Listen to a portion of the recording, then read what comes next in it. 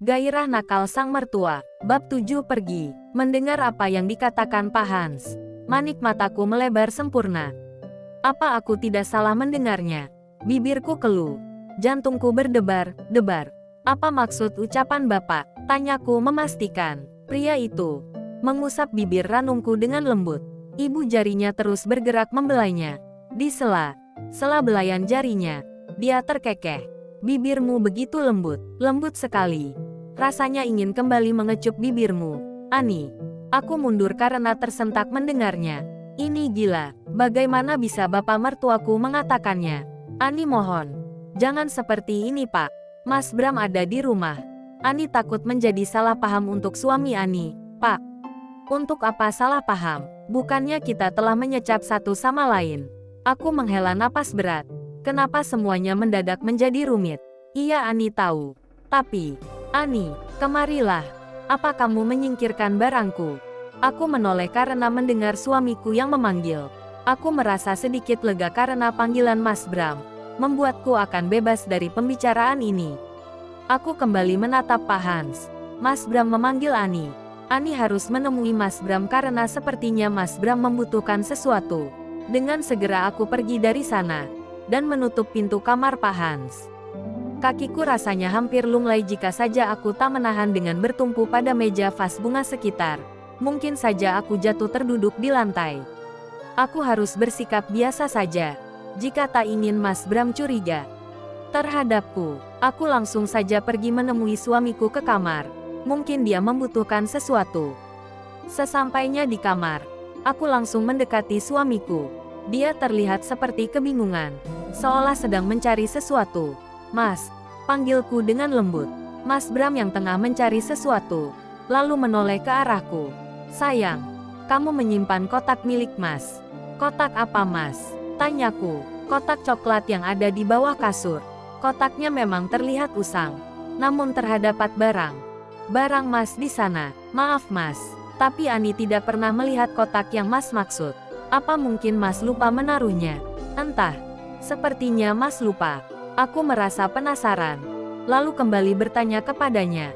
Kotak apa itu Mas? Suamiku berhenti mencarinya dan menatapku. Dia tersenyum tipis. Tidak, hanya kotak yang Mas gunakan untuk menyimpan barang lama milik Mas. Nanti Ani bantu cari kotak milik Mas. Terima kasih.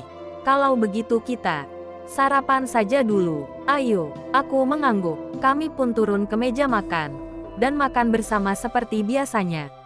Seperti biasa, aku mengambil duduk di sebelah suamiku, sementara bapak mertuaku duduk di hadapanku. Biasanya Pak Hans duduk bersama Rosa. Namun, karena Rosa tak ada di rumah, kursi sebelahnya pun menjadi kosong. Kegiatanku setelah menikah adalah melayani suamiku, seperti memasak, mencuci, membersihkan rumah, adalah kewajiban yang aku pegang sekarang. Seperti saat ini, saat sarapan bersama, aku lebih dahulu memperhatikan suamiku. Ku ambilkan nasi dan lauk untuk piringnya. Mas Bram tersenyum senang melihat perlakuanku yang sangat memanjakan dirinya. Terima kasih sayang, sebenarnya, Mas bisa mengambil sendiri. Tidak masalah. Lagi pula Ani senang melayani Mas. Ani hanya melakukan kewajiban Ani sebagai seorang istri. Mas. Pak Hans memandangi kami berdua. Dia lalu membuka suaranya. Kamu memang istri yang sangat idaman. Tidak salah saya menjadikan kamu istri dari putra saya, Ni. Sangatlah idaman. Aku terdiam sejenak mendengarnya. Aku tahu. Terbesit kata sindiran untukku dari mertuaku.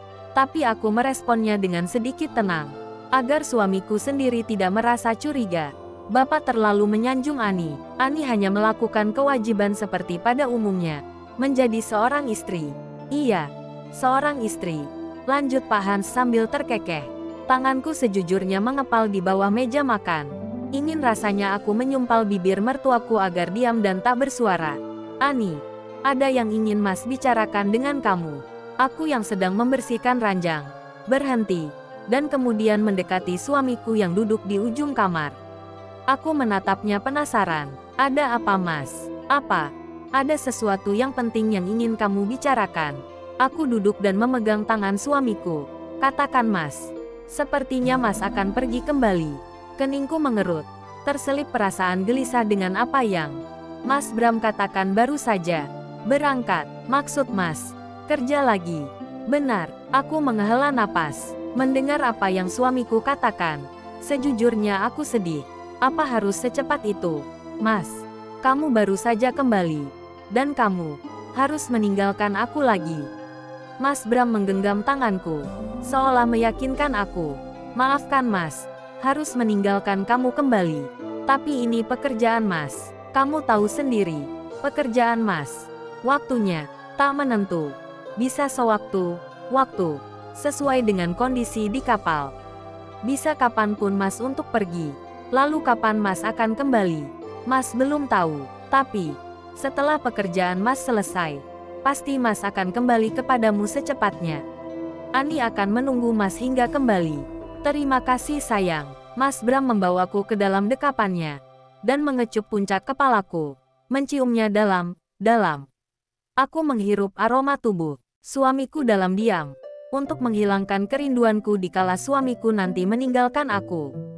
Jujur berat menerimanya, dia harus meninggalkan aku lagi demi pekerjaannya. Tapi aku tahu konsekuensi menikah dengan pemuda sepertinya yang pekerja keras. Dia bekerja juga untuk menghidupiku, menafkahi istrinya. Aku berusaha untuk tak mengeluh banyak. Mas Bram mengecup keningku sebelum pergi dengan mobil pick-up yang sudah menjemputnya.